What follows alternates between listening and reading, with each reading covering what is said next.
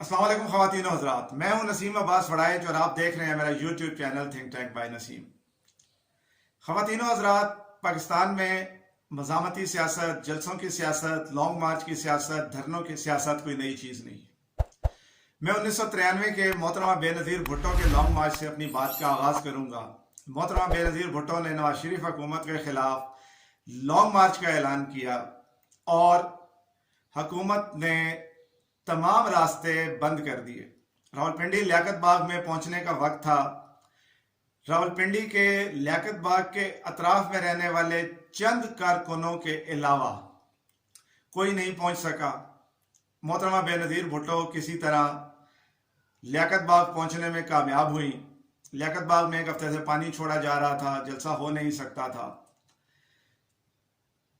حالات و واقعات کو دیکھنے کے بعد چونکہ صرف محترمہ اکیلی ہی جلسے میں پہنچی تو اعلان کیا گیا کہ جی لانگ مارچ ناکام ہو گیا۔ بظاہر وہ ناکام ہو گیا، لیکن محترمہ نے جن مقاصد کا حصول سامنے رکھا تھا وہ شاید ان کو حاصل ہو گئے تھے۔ انہوں نے عوام کو موبلائز کر لیا تھا، انہوں نے پبلک کو انگیج کر لیا تھا، انہوں نے گورنمنٹ کو بیک فٹ پہ پہنچا دیا تھا۔ غالباً 2 مہینے کے بعد محترمہ دوبارہ لانگ مارچ کی کال دے رہی تھی، اور اس وقت صوبہ خیبر پختونخوا، اس وقت کا صوبہ سرحد اور پنجاب کے وزرائے اعلیٰ اس لانگ مارچ کی قیادت کر رہے تھے اپنے اپنے صوبے کی جانب سے۔ عملاً نواز شریف کی حکومت اسلام آباد تک محدود تھی۔ نتیجہ میاں صاحب کو اسمبلیاں تحلیل کرنی پڑی، استعفیٰ دینا پڑا۔ عمران خان کا لانگ مارچ ہم الفاظ میں اگر ڈھونڈتے رہیں گے کہ جی اتنے لاکھ لوگ اتنا، تو یہ میرا خیال ہے کہ سیاسیات کے طالب علموں کو تو شاید اس سے غرض نہ ہو، عام عوام کے لیے اس میں یقیناً مسئلہ ہوگا۔ خان صاحب کا مقصد کیا تھا؟ خان صاحب جانتے ہیں کہ اگر یہ حکومت جاتی ہے تب بھی اس وقت ان کو بینیفٹ ہے کہ انتخابات میں انہوں نے عوام کو موبلائز کیا ہوا ہے، چارج کیا ہوا ہے، ان کو لگتا ہے کہ اس وقت وہ 2/3 اکثریت لے لیں گے۔ حکومت یہ جانتی ہے کہ جو معاشی چیلنجز ان کے سامنے ہیں وہ ان کو ڈیفیم کر دیں گے، اس لیے وہ بھی حکومت سے اب جان چھڑانا چاہتے ہیں۔ اور جب کوئی چمبے کی بات نہیں، مریم نواز اپنے جلسوں میں بار بار کہہ چکی ہیں کہ ہمیں حکومت چھوڑ دینی چاہیے۔ یہی بات عمران خان کو کہتا ہے کہ حکومت چھوڑ دینی چاہیے۔ اگر یہ پریشر میں آ کے عمران خان کے حکومت چھوڑ دیتے، اسمبلیاں تحلیل کر دی جاتی، تو عمران خان ایک فاتح کی حیثیت سے اور اس کے سپورٹرز کا مورال ہائی ہوتا اور آٹومیٹیکلی پی ڈی ایم کی سپورٹرز کا مورال ڈاؤن ہو جاتا۔ دوسری صورت یہ تھی کہ یہ حکومت ضد میں آ جائے اور حکومت نہ چھوڑے۔ نتیجہ ہوا کہ وہ ضد میں آئے اور انہوں نے حکومت نہیں چھوڑی۔ اس صورت میں وہ ہاتھ بچاؤ پاؤں کٹتے ہیں، پاؤں بچاؤ ہاتھ کٹتے ہیں کی پوزیشن تھی۔ آئی ایم ایف کے ساتھ جانا تھا، آئی ایم ایف نے فائنلی پیٹرول بڑھائے بغیر بات کرنے سے انکار کر دیا اور رات کو پیٹرول کی قیمتیں بڑھ گئی۔ عمران خان کے پوائنٹ آف ویو سے دیکھیں تو اس کا مقصد حل ہے کہ اگر یہ حکومت کنٹینیو کرتی ہے تو یہ مہنگائی کے بوجھ تلے دبتی دبتی خود ڈیفیم ہو جائے گی۔ ان کے اتحادی بھی یہی چاہتے ہیں، ایٹ لیسٹ آصف زرداری صاحب تو یہی چاہتے ہیں کہ وہ گھسیٹنے کا نعرہ نہیں لگاتے رہے لیکن عملاً شہباز شریف کو گھسیٹ رہے ہیں۔ جتنی دیر یہ حکومت چلے گی اتنی دیر گھسیٹی جائے گی۔ اس کا فائدہ بھی انڈائریکٹلی، حکومت چلنے کا انڈائریکٹ فائدہ پیپلز پارٹی اور عمران خان کو ہے۔ حکومت چلی جائے تو مسلم لیگ نون پھر بھی لوزر ہے، عمران خان پھر بھی جو ہے وہ کچھ نہ کچھ اس میں گین کر جائیں گے۔ تو عمران خان کا مقصد یہی تھا، مسلسل جلسوں میں ایک ہی بات کر کے وہ اپنے عوام کو اب ایک یکسانیت اور بیزاری سے نکالنے کے لیے تھوڑا سا گیم پلان چینج کرنا تھا، جس میں لانگ مارچ اور یہ سب کچھ اعلان کر دیا۔ یہ جانتے تھے کہ حکومت راستے بند کرے گی، ہمیشہ یہی ہوتا آیا ہے، حکومت نے وہی کیا جو حکومتیں کرتی ہیں، اس کے اوپر کوئی تنقید بنتی نہیں۔ لیکن ہوا یہ کہ صرف اسلام آباد آتے تو اسلام آباد بند ہوتا۔ عمران خان کو سپورٹ کیا گورنمنٹ نے پوری طرح اور سرکاری ریسورس لگا کے پورا ملک بند کر دیا۔ عمران خان نے جو کرنا تھا، پبلک کو انگیج کرنا تھا، میڈیا کو انگیج کرنا تھا، پورے پاکستان کو انگیج کرنا تھا کہ وہ عمران خان کرتے رہے، اس میں وہ کامیاب ہو گئے۔ بہرحال یہاں پہنچے، کچھ نہیں ہوا، سپورٹرز میں، ورکرز میں مایوسی ہے، مخالفین بے تاشا مذاق اڑا رہے ہیں۔ اب یہ ہوا کیا؟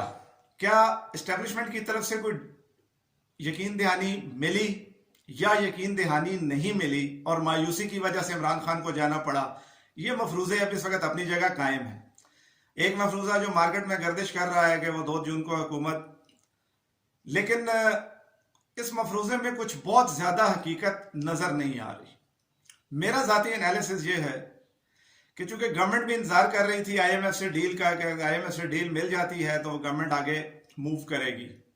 آئی ایم ایف نے کلیئرٹی دے دی تھی کہ وہ کیئر ٹیکر گورنمنٹ کے ساتھ کوئی بات نہیں کریں گے، لہٰذا فوری طور پر اگر اسمبلیاں ڈیزالو کرتے ہیں اور کیئر ٹیکر گورنمنٹ آتی ہے تو آپ 3 مہینے آئی ایم ایف کے پاس نہیں جا سکیں گے، جبکہ آپ کو آئی ایم ایف سے فوری طور پر پیکج کی ضرورت ہے.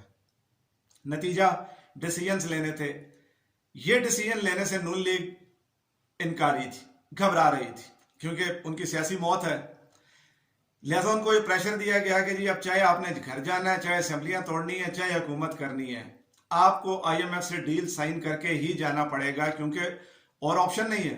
دوسری آپشن تو یہی تھی کہ آپ ریورس کریں سارا کچھ سپریم کورٹ کے ذریعے اور عمران خان کی حکومت بحال کر کے پھر آئی ایم ایف کے پاس جائیں. تو ظاہر ہے یہ سب کچھ تو کھڑاک اس لیے نہیں کھیلا گیا تھا کہ دوبارہ عمران خان کو فوراً اب آپ 2 مہینے کے بعد کرسی پہ بٹھا دیں. تو یہ تو طے ہے کہ جو بھی یہ کھیل کھیل رہا ہے، ہم اسٹیبلشمنٹ کا نام لیتے ہیں، ان کو وہ دونوں طرف کھیل رہے ہیں. کچھ یقین دہانیاں یہاں، کچھ یقین دہانیاں یہاں ہیں، لیکن ضروری نہیں کہ وہ یقین دہانیاں پوری ہوں. بظاہر یہ لگتا ہے کہ یہ حکومت بجٹ بھی پیش کرے گی، بجٹ کے بعد سچویشن جو ہے وہ دیکھی جاتی ہے، شاید یہ تحلیل کر دیں اسمبلیاں. لیکن آئی ایم ایف کے ساتھ جو مذاکرات ہیں، جب تک وہ منطقی انجام تک نہیں پہنچتے، حکومت کے جانے کا کوئی امکان نہیں ہے، کم از کم اس وقت تک نہیں ہے. آگے کچھ کہہ نہیں سکتے.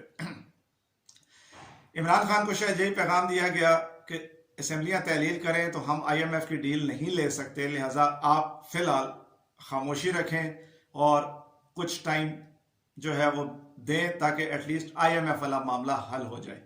تو بظاہر یہ لگتا ہے کہ آئی ایم ایف کے ساتھ معاملات طے ہونے کا جو وقت تھا وہ عمران خان سے لیا گیا، وہ عمران خان نے دے دیا ہے. بیک ڈور چینلز ہمیشہ اوپن رہتے ہیں، بیک ڈور چینلز ہمیشہ انٹرنیشنل اور ڈپلومیٹک معاملات میں بھی اوپن رہتے ہیں، اور ہر ملک کی سیاست میں بھی اوپن رہتے ہیں، اور پاکستانی سیاست میں بھی یہ بیک ڈور چینلز ہمیشہ اوپن رہے ہیں اور رہتے ہیں. اور یہ back door channel P T I اور نون لیگ کے بھی اوپن ہیں. پھر یہ کہوں گا کہ اچنبے کی بات نہیں ہے.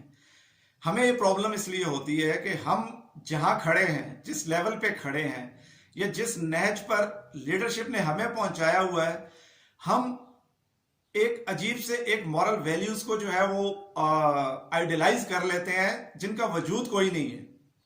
کسی لیڈرشپ کے لیے ان مورل ویلیوز کا کوئی وجود نہیں ہے، کوئی ہائی مورل گراؤنڈز نہیں ہے، کوئی ہائی مورل ویلیوز نہیں ہے، نہ اس پار نہ اس پار.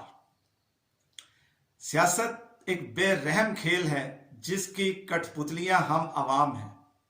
ہم آوے آوے جیوے جیوے کے نعرے لگا سکتے ہیں، اور ہم اسی لیے ہیں، اور ہم یہی کر رہے ہیں، یہی کرتے آ رہے ہیں، یہی کرتے رہیں گے. ہاں، اس سے ہٹ کے اگر آپ کچھ کرنا چاہتے ہیں، آپ کی سوچ مختلف ہے، آپ کوئی بات کرنا چاہتے ہیں، تو یقین کریں ذرا سا دائیں بائیں دیکھیں تو آپ کی ٹانگیں کھینچنے والے بھی آپ کو مل جائیں گے.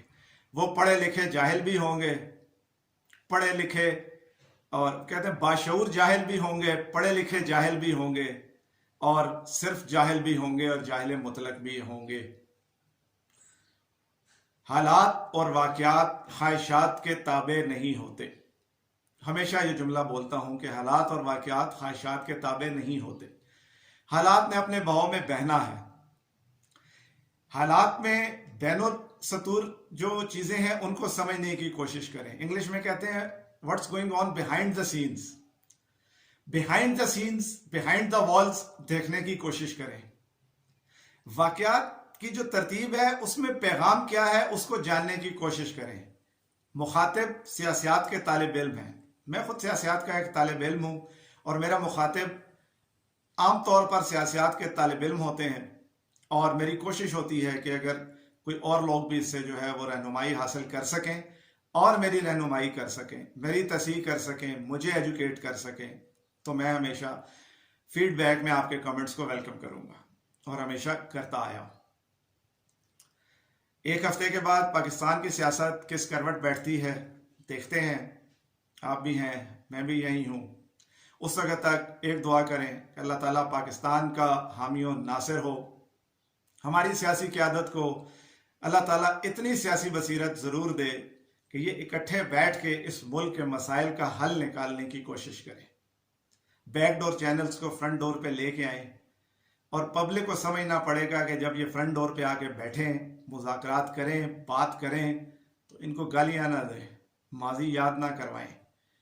اچھے مستقبل کے لیے اگر آپ ماضی کی رسی کو پکڑے رکھیں گے تو آپ آگے نہیں جا سکتے. We have to move on. Allah تعالیٰ پاکستان کا, آپ کا, میرا, ہم سب کا حامی و ناصر ہو. پاکستان زندہ باد.